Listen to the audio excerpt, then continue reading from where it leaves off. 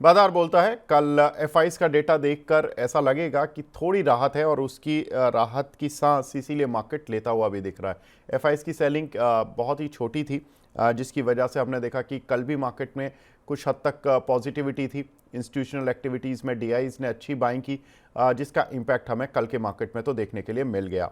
और उसका इम्पैक्ट ये है कि अभी आज मार्केट में थोड़ी सी एक ब्रीदर है। अगर हम देखें तो एफआईज ने कल 169 करोड़ की सेलिंग की थी, डीआईज ने करीब 2228 करोड़ की बाइंग की थी।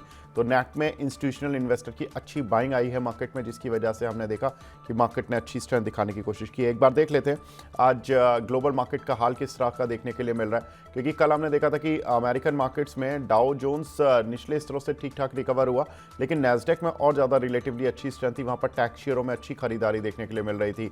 अगर हम चाइना में देखें तो हैंसेंग और शंघाई दोनों ही अच्छे चल रहे हैं, करीब आधा से 1% ऊपर चल रहे हैं। निकाई जरूर फ्लैट है, on the negative, flat to negative है, और कोस्पी फ्लैट टू पॉजिटिव है। तो मिले जुले संकेत हैं, बहुत ज़्यादा कोई पॉजिटिविटी नहीं है, लेकिन हाँ नेगेटिविटी नहीं है, ये भी एक इंपॉर्टेंट फैक्टर है।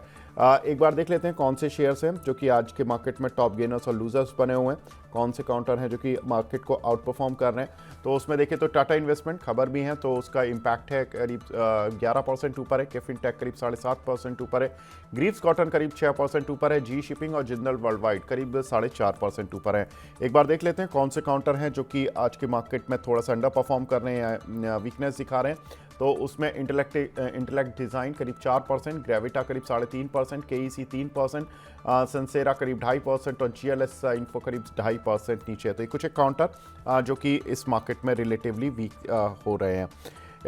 आगे बढ़ते हैं, ग्लोबल खबरों की तरफ बढ़ते हैं। उसमें इंपॉर्टेंट खबर यही है कि कल हमने देखा कि अमेरिकन मार्केट में टैक्स शेयरों में अच्छी खरीदारी देखने के लिए मिली थी, और अमेरिकन मार्केट एक समय तो अच्छा डीप रेड खुला था। डाउ जोन्स करीब 300-400 पॉइंट डाउन था, लेकिन वहाँ से अच्छी रिकवरी देखने के लिए मिली। जो डीप रेड था उसका कारण था कि वहाँ पर जो कंज्यूमर कॉन्फिडेंस का डेटा था वो काफ़ी वीक आया था, 104.7 पर रहा, जो कि सितंबर के बाद वीक देखने के लिए मिला। ड्यूरेबल गुड्स के ऑर्डर भी 1.1% घटे, तो कुछ ये कह सकते हैं कि थोड़े डेटा वीक आए थे। लेकिन वहाँ पर डेटा वीक आते हैं तो उसका मतलब यही माना जाता है कि फैट पर भी एक प्रेशर होता है इनडायरेक्टली, कि कहीं ना कहीं वो रेट कट करे। सर ऐसे तो अमेरिका में हर वीक में हर मतलब महीने में बहुत सारे डेटा आते रहते हैं। अब ये हर डेटा पे अगर मार्केट इतना रिएक्ट करता है वहाँ पर कि 400 पॉइंट गिर जाता है, तो इज़ इट एफिशिएंट मार्केट, और इज़ इट अभी भी वही जो हम इंडिया में देखते थे आज से 10 साल पहले कि कोई छोटा सा डेटा आ गया तो हम बहुत बड़ी पैनिक मोड में आ जाते थे। ये क्या है सर अमेरिका में? नहीं, बिल्कुल। देखिए विवेक, मुझे लगता है कि मार्केट्स अभी छोटी छोटी चीजों के ऊपर एटलीस्ट डेटा पॉइंट पे फोकस कर रहा है। मुझे लगता है कि देखिए, अगर आपका नजरिया थोड़ा सा मीडियम टू लॉन्ग टर्म है तो आपको ऐसे चीजों से बिल्कुल घबराना नहीं है, क्योंकि देखिए जो रेट कट फेड ने अनाउंस किया, उसके बाद जो कमेंट्री आ गई, प्लस अभी ये जो दूसरे जो डेटा पॉइंट्स आए हैं, मेरे ख्याल से देखिए मार्केट शायद अभी इन नंबर्स को ज्यादा अहमियत दे रही है। लेकिन ओवरऑल अगर हमारा मार्केट की बात करें तो मुझे लगता है कि लिक्विडिटी फ्लो और जो करेंसी फैक्टर है, वही दो इंपॉर्टेंट चीजें हैं नियर टर्म में जो इन्वेस्टर्स को फोकस करनी चाहिए। अगर यहाँ पे कोई ट्रेंड रिवर्सल या ट्रेंड चेंज आता है तो आपको मेरे ख्याल से ज्यादा ड्यूरेबिलिटी और ज्यादा मार्केट में एक अच्छा उछाल देखने को मिलेगा। जैसे मैंने कहा कि Q3 के नंबर्स आएंगे तो सारा फोकस स्टॉक स्पेसिफिक हो जाएगा, तभी कोई भी ये यूएस के मैक्रो डेटा नहीं देखेगा। तो आई थिंक क्लियरली थोड़ा सा यू नो ये ट्रेंड ऐसा है कि इन्वेस्टर्स जो लॉन्ग टर्म है उनको इसको इग्नोर करना चाहिए। इसमें मुझे नहीं लगता है कि कोई बड़ी इम्पैक्ट ओवरऑल मार्केट या मार्केट सेंटिमेंट पे नियर टर्म में आएगा। बिल्कुल। तो यूएस मार्केट से तो कोई ऐसा नेगेटिव संकेत नहीं मिल रहा है, लेकिन सर आज घरेलू खबरें काफ़ी सारी हैं। टाटा कैपिटल का आईपीओ आ रहा है, और इस पर हमने पहले भी बात की थी कि ये आईपीओ, क्योंकि आरबीआई की जो गाइडलाइंस थी उसके तहत सितंबर 2025 तक इनको आईपीओ लाना ही था। लेकिन अब बात हो रही है कि 15,000 करोड़ का ये मेगा आईपीओ आएगा। टाटा टेक के बाद ये अच्छा एक बड़ा आईपीओ टाटा की साइड से आता हुआ दिखाई देगा। अनलिस्टेड मार्केट में देखें तो सर ये जब इस काउंटर ने एंट्री की थी अनलिस्टेड मार्केट में 300 रुपये का था, अभी 900 रुपये चल रहा है। एक अच्छा खासा गेन ये ऑलरेडी दिखा चुका है।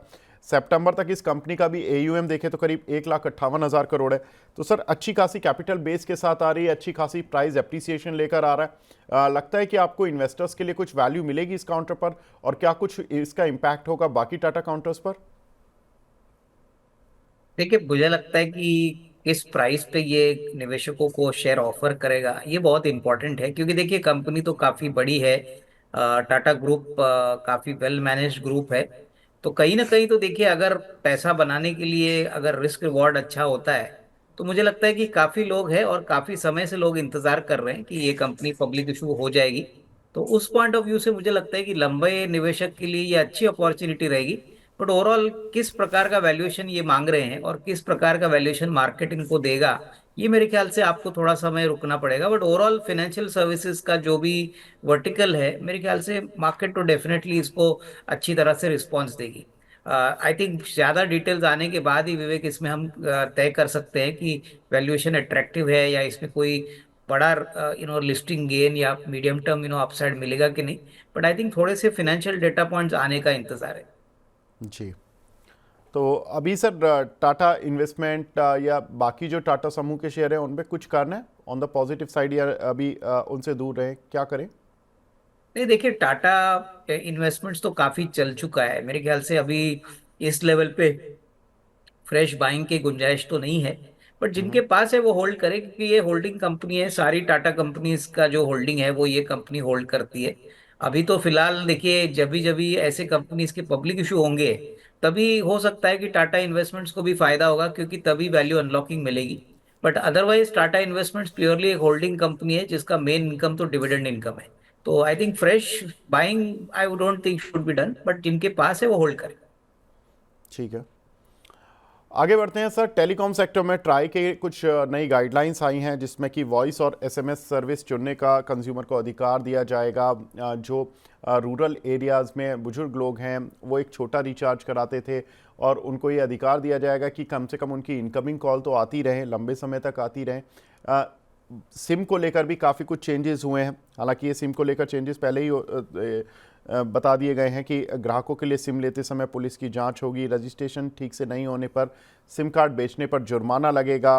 अगर कोई दुकानदार इस तरह से करता है कि रजिस्ट्रेशन ठीक से नहीं कराता है, जुर्माना 10 लाख रुपए तक का भी हो सकता है और 3 साल की जेल का प्रावधान भी हो सकता है। एक आदमी 9 से ज़्यादा सिम कार्ड नहीं ले सकता है। सिम कार्ड के 45 दिनों तक इनएक्टिव रहने पर इनकमिंग कॉल ब्लॉक होगी। सर काफ़ी कुछ चीज़ें इस तरह की हो रही हैं ट्राई की तरफ से। काफ़ी समय बाद ट्राई लाइमलाइट में आ रहा है। काफ़ी समय से कोई नई ऐसी ग्राहक को लेकर या कंपनियों को लेकर कोई गाइडलाइंस नहीं थी। कैसे देख रहे हैं सर इसका impact on the telecom companies like Reliance, Idea and Bharti? देखिए शॉर्ट टर्म में तो थोड़ा सा खर्चा टेलीकॉम कंपनीज के लिए बढ़ेगा, बट लॉन्गर टर्म में मुझे लग रहा है कि जिस प्रकार का कंपटीशन हमने टेलीकॉम कंपनीज के को 2 साल पहले देखा था वो शायद कंपटीशन का प्रेशर अभी ना रहे। अभी तो रिसेंटली जिस प्रकार का डेटा आ गया उसमें हमने देखा है कि भारती एयरटेल के वॉल्यूम के सब्सक्राइबर्स बढ़े हैं, जियो के घटे हैं। वोडाफोन तो वैसे भी बहुत तकलीफों से गुजर रहा है। तो मेरे ख्याल से देखिए प्राइसिंग पावर वापस इंडस्ट्री में आ रही है और हो सकता है कि अगले साल दैट इज 2025 में आरपूस जो कंपनीज चार्ज करते हैं कस्टमर से वहां से अच्छी बढ़त देखने को मिले। तो डेफिनेटली लॉन्गर टर्म में मुझे लगता है टेलीकॉम सेक्टर काफी वेल पोजिशन्ड है, क्योंकि अभी मुश्किल से 3 ही प्लेयर बचे हैं, उसमें से एक की कंडीशन बहुत खराब है। और रिलायंस और भारती ही मार्केट को आगे ड्राइव करेंगे। तो क्लियरली आई थिंक किसी को 1.5-2 साल का नजरिया लेना है तो टेलीकॉम एक अच्छा पोर्टफोलियो का एडिशन बन सकता है। बट हाँ शॉर्ट टर्म में हो सकता है कि थोड़ी बहुत वॉलेटिलिटी आपको इन शेयर्स में देखने को मिले। ठीक है, आगे बढ़ते हैं सर। एक और काउंटर जैगल प्रीपेड, जहां पर कि क्यूआईपी के जरिए कंपनी ने 595 करोड़ रुपए जुटाए हैं। फ्लोर प्राइस 5% डिस्काउंट, जो इशू प्राइस है वो फ्लोर प्राइस से भी 5% डिस्काउंट पर मिला है, और जो इशू प्राइस आया वो 523 रुपये 20 पैसे आया। सर अगर आप इस कंपनी को ट्रैक करते हैं तो कोई इस पर आपकी प्रतिक्रिया और या आपकी राय कि क्या कुछ इस काउंटर पर करना चाहिए? नहीं देखिए ये कंपनी का जो बिजनेस मॉडल है वो बहुत यूनिक है और ग्रेजुअली आई थिंक ये वेल एस्टेब्लिश हो रहा है। प्लस जिस प्रकार के अभी वेंडर रिलेशनशिप इन्होंने अभी मेंटेन की है अनुमान है कि अगले 2-3 साल में ग्रोथ पोटेंशियल काफी अच्छा रहेगा। प्लस मैनेजमेंट टीम भी इस कंपनी की काफी अच्छी है। सबसे अच्छी बात देखिए, अभी जो QIB किया है, ये पैसा मेरे ख्याल से इनके वर्किंग कैपिटल और नए एक्सपेंशन प्लान्स में यूज किया जाएगा।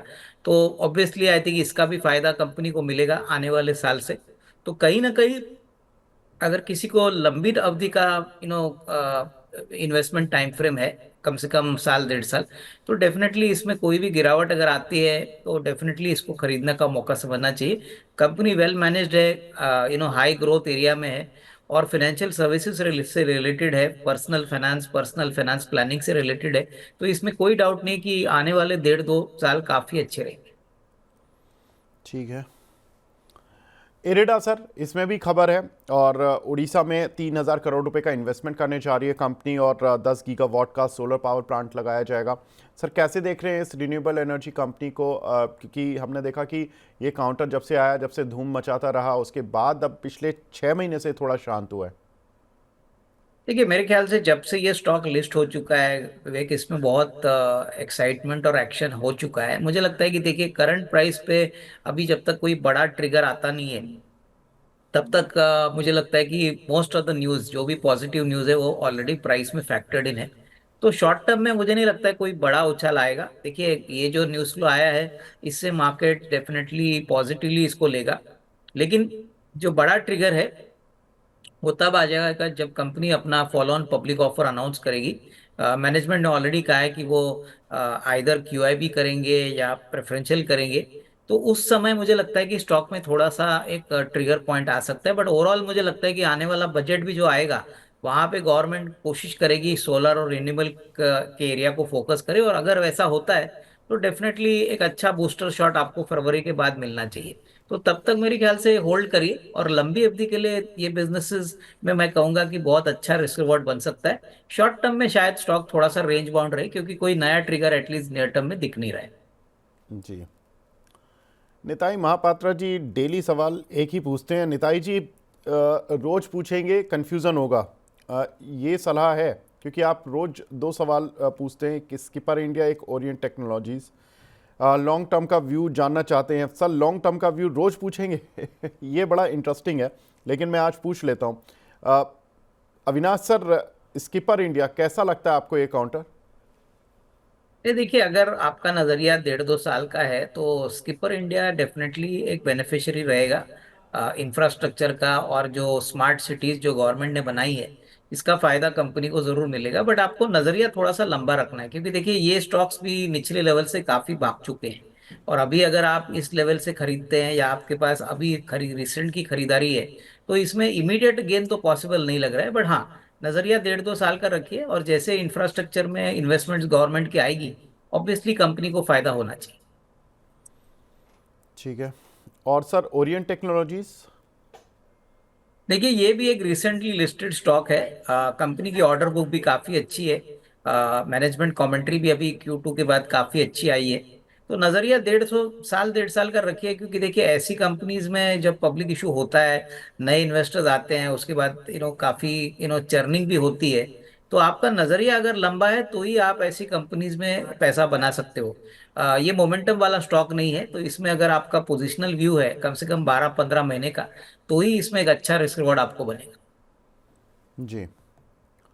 और कुछ सवाल आ रहे हैं। बबीता जी बोल रहे हैं, नमस्ते विवेक सर। नमस्ते बबीता जी। ओब्रॉय रियलिटी, इनके पास 2300 रुपये के कुछ शेयर हैं। गोदरेज प्रॉपर्टीज़ इनके पास 3000 के हैं, और कोल इंडिया 420 के हैं। What to do? Sir, Oberoi Realty versus Godrej Properties, दोनों अच्छे लग रहे हैं, या दोनों में आपकी राय क्या है?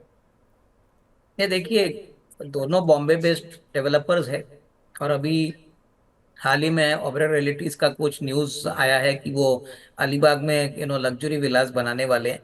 तो मेरे ख्याल से देखिए, जहाँ पे भी ग्रोथ अच्छी आएगी, जहाँ पे लैंड बैंक इनके पास है, रियल एस्टेट एक ऐसी स्पेस है जो मुझे लग रहा है कि बॉम्बे, दिल्ली, टिपिकली जो मेट्रोज है, और जो टायर 1 टायर 2 मार्केट्स है, वहाँ पे बहुत अच्छी तरह से चल रहा है, और ये ट्रेंड आगे भी चलेगा। तो नजरिया अगर आपका कम से कम 12-15 महीने का है, तो आई थिंक ओबेरॉय रियल्टी में निवेशित रहिए, क्योंकि ये एक ऐसी कंपनी है जो balance sheet wise, business wise और बेसिकली ऑर्डर बुक वाइज बहुत ही अच्छा काम करेगी अगले 1.5-2 साल के लिए। तो आई थिंक रियल एस्टेट पे हम काफी पॉजिटिव है, और उसमें ऑब्जर्व रियलिटी और अगर किसी के पास गोदरेज प्रॉपर्टीज भी है तो मुझे लगता है कि आपको निवेशित रहना चाहिए। हालांकि करंट लेवल पे अगर आप खरीदते हो तो रिस्क रिवॉर्ड शायद इतना नहीं रहेगा, क्योंकि निचले लेवल से स्टॉक्स काफी भाग चुके हैं। जी। और सर कोल इंडिया पर आपकी राय सर? देखिए, कोल इंडिया में भी मुझे लगता है कि जो मेन ट्रिगर पॉइंट था कोल के प्राइसेस पे था। कोल का प्रोडक्शन अभी बहुत समय के बाद पॉजिटिव ट्रेजेक्टरी में चल रहा है। पावर कंजम्पशन जिस प्रकार से बढ़ रहा है और थर्मल एनर्जी पे गवर्नमेंट का फोकस है, तो तब तक मुझे लगता है कि कोल इंडिया को दिक्कत होनी नहीं चाहिए। आपको एक स्टेडी कंपाउंडर की तरह इस स्टॉक को देखना है। ये कोई मल्टीपैगर वाला स्टॉक नहीं है, बट अगर साल का 10-15% आप एक्सपेक्ट करते हो तो इसमें डेफिनेटली आप निवेशित रह सकते हैं। जी। एक काउंटर सर सेगलिटी, यहाँ पर हमने देखा था कि अभी पीछे आई थिंक जेफरीज की भी रिपोर्ट आई थी, अब जेपी मॉर्गन भी इसको कवरेज में ले रहा है, 49 रुपये आ चुका है ये काउंटर। ऐसा क्या हो रहा है सर, इस काउंटर को बड़े बड़े विदेशी ब्रोकरेज हाउस कवर करने लगे हैं? और आई थिंक जेफरीज का टारगेट 85 का था और जेपी मॉर्गन ने भी 54 के हिसाब से कवरेज शुरू की है टारगेट के हिसाब से। सर कैसे देख रहे हैं इस काउंटर को? नहीं विवेक, देखिए ये भी एक रिसेंट आईपीओ लिस्टेड शेयर है, और ज्यादा तो इसकी ट्रैक रिकॉर्ड हमको अभी पता नहीं है, लेकिन इनका बिजनेस काफी स्ट्रांग है। ये सारे यूएस के जो हेल्थ फार्मास्यूटिकल जो हेल्थ केयर कंपनीज है, ये इनके क्लाइंट्स है। और ये बिजनेस ऐसा है कि इसको सेटअप करने में, रिलेशनशिप बिल्डने में काफी समय लगता है। बट मेजरली आई थिंक अगर यूएस का हेल्थ केयर मार्केट और फार्मा मार्केट अच्छी तरह से चलता है तो डेफिनेटली इसमें कोई डाउट नहीं कि इसमें आपको अच्छा खासा रिस्क रिवॉर्ड मिलेगा। बट अगेन लॉन्ग टर्म के पॉइंट ऑफ व्यू से देखिए, क्योंकि ये धंधा मैच्योर है, स्टेबल धंधा है, तो इसमें रनअवे रैली तो नहीं मिलेगी। बट हाँ, करीबन अगर 55-60 का आपका विचार है, टारगेट प्राइस अगर आप समझते हो, तो मुझे लगता है कि कंफर्टेबली 1.5 साल 1.5 साल में आना चाहिए। बट यस, ये एक स्टेडी रिटर्न वाला स्टॉक है, इसमें कोई मल्टी बैगर गेन्स एक्सपेक्ट करना शायद गलत होगा। ठीक है। शर्मी जोशी जी हैं, पूछ रही हैं, good morning sir, I am a very big fan of this show, thank you very much ma'am. Vishal Mega Mart का आईपीओ लगा था, प्लीज़ एडवाइस कर दें कि अब सेल करें या इसको होल्ड करें। सर विशाल मेगा मार्ट पर क्या राय है अब आपकी? देखिए, मेरे ख्याल से स्टॉक अभी अभी लिस्ट हो चुका है। अभी काफी बड़े निवेशक इसमें ऑलरेडी एंटर कर चुके हैं। काफी बड़े फंड्स ने तो सेकेंडरी मार्केट की लिस्टिंग होने के बाद ही एंट्री की है। तो देखिए, मुझे लगता है कि जो निवेशक है उसको कम से कम साल 1.5 साल का नजरिया रखना चाहिए, क्योंकि कोई भी शेयर जब लिस्ट होता है तब एक्साइटमेंट होती है, बट उसके बाद मार्केट नंबर्स पे नजर रखेगा, कमेंट्री पे नजर रखेगा। और रिटेल का धंधा इनका काफी वेल एस्टेब्लिश्ड है।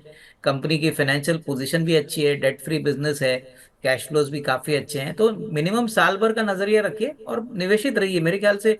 देखिए, जैसे जैसे नंबर्स इंप्रूव होंगे, जैसे जैसे इम्प्रूवमेंट बिजनेस कमेंट्री में आएगी, मेरे ख्याल से आपको स्टॉक में अच्छी रीरेटिंग देखने की पॉसिबिलिटी रहेगी। जी। सर इस समय जो एफ एंडो में लोग काफ़ी फंसे हुए हैं, तो आपकी राय क्या रहेगी? क्या रोल ओवर उनको करके जाना चाहिए पोजीशंस को? आई नो कि ज़्यादा शेयर्स तो हैं भी नहीं, 200 सवा 200 शेयर हैं, उसमें से कुछ के पास कोई 2-3 शेयर होंगे, किसी के पास 2-3 शेयर होंगे। सर क्या लगता है आपको, जनवरी मंथ बेटर रहेगा एफ एंडो ट्रेडर्स के लिए, या दिसंबर मंथ की जो खराबी है इसको यहाँ पर ही ख़त्म करके जाए, नए साल में नई शुरुआत करनी है? नहीं देखिए, मैंने जैसे पहले आपको कहा कि अगर रुपया का वीकनेस बंद हो जाता है या फॉरेन के इन्फ्लोज थोड़े से चालू हो जाते हैं, तो ही सेंटिमेंट में आपको इम्प्रूवमेंट देखने को मिला, और ऐसा कोई संकेत अभी दिख नहीं रहा है। मेरे ख्याल से 20 जनवरी के बाद जब डोनाल्ड ट्रंप साहब ऑफिस संभालेंगे उसके बाद हो सकता है कि थोड़ा सा ट्रेंड में चेंज आए। बट तब तक मुझे लगता है कि प्योरली मोमेंटम पे आने वाले जो लोग हैं वो अपना स्टॉप लॉसेस स्ट्रिक्टली मेंटेन करें। तो ये दो factors are going to play very important role. रुपया का करेंसी फैक्टर यानी वीकनेस अगर रुक जाता है, और होपफुली अगर मेरे ख्याल से अगर एफआई के इन्फ्लोज थोड़े से इम्प्रूव होते हैं, तो ही मार्केट के सेंटिमेंट में आपको इम्प्रूवमेंट देखने को मिल सकता है। बिल्कुल।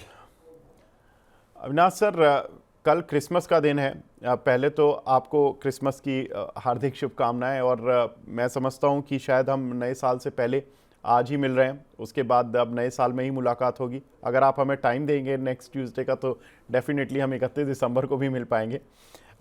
तो सर, आपकी तरफ से कुछ ऐसी राय जो कि अगला साल निवेशकों का अच्छा बने, कुछ फंडामेंटल कॉल हो या कोई शॉर्ट टर्म कॉल्स हो जो कि आपको लगता है कि यहाँ पर पैसा बन पाएगा? देखिए, मुझे लगता है कि इन्वेस्टर्स को मेरे ख्याल से थोड़ा सिलेक्टिव रहना चाहिए, लेकिन हाँ, अभी मार्केट में ऐसा नहीं है कि अब मौके नहीं है। थोड़ा सा इन्वेस्टमेंट टाइम फ्रेम लंबा रखिए। जो टाइमलाइन है जो 3-6 महीने का है उसको साल भर करिए, और सबसे बड़ी बात, रिटर्न एक्सपेक्टेशन रीजनेबल रखिए। तो एक दो शेयर्स है जो हमको काफी पसंद है। इनफैक्ट रियल एस्टेट में एक मुंबई बेस्ड कंपनी है जिसका नाम है सूरज रियल एस्टेट। ये ज्यादातर साउथ सेंट्रल मुंबई, यानी जो सबर्ब्स होते हैं मुंबई में, जैसे दादर, प्रभा देवी, माहिम, उसके बाद एमएमआर एरिया में काफी वेल एस्टेब्लिश्ड है। रीडेवलपमेंट पे बहुत अच्छा काम करते हैं। तो इनका जो परफॉर्मेंस अभी तक जो आया है, इन्होंने करीबन 62 करोड़ का प्रॉफिट पहले 6 मंथ्स में कमाया, जो पिछले साल पूरे साल का प्रॉफिट था। प्लस 15-16 प्रोजेक्ट्स ये मैनेज कर रहे हैं। इन्होंने एक क्यूआईबी भी 6 महीने पहले इशू किया था ₹750 में। तो अभी भाव करीबन 590-580 चल रहा है। तो मुझे लगता है कि ₹700 का टारगेट प्राइस अगले 12 से 15 महीने में डेफिनेटली पॉसिबल है। और रियल एस्टेट मुंबई मार्केट काफी अच्छा चल रहा है, और मुझे लगता है कि जिस पॉकेट्स में ये काम करते हैं वहां पे डिमांड काफी अच्छी है। और दूसरा शेयर, विवेक, जो सरकारी बैंक है, कैनरा बैंक है। देखिए, ये बैंक काफी बड़ी है, लेकिन अगर इनका नंबर्स देखें तो पिछले साल 15,000 करोड़ का प्रॉफिट आया था। एसेट क्वालिटी भी ठीक ठाक थी। और इनकी जो सब्सिडरी है कैनफिन होम्स, वो भी काफी अच्छा काम हाउसिंग फाइनेंस में कर रही है। शेयर करीबन बुक वैल्यू के पास में ही ट्रेड हो रहा है। बुक वैल्यू भी करीबन ₹100 है, भाव भी करीबन 101-102 है। तो मुझे लगता है कि जिस प्रकार का कैपेक्स गवर्नमेंट अनाउंस करेगी आने वाले बजट में, प्लस प्राइवेट कैपेक्स तो चल ही रहा है, तो करीबन ₹150 का एक फेयर वैल्यू आपको अगले 6 से 12 महीने में पॉसिबल लग रहा है। तो ये सेफ काउंटर है, यहाँ पे एक निवेश का मौका बन सकता है। आपको थोड़ा सा यहाँ पे टाइम फ्रेम मीडियम टर्म रखना है और अच्छा खासा पैसा बनेगा।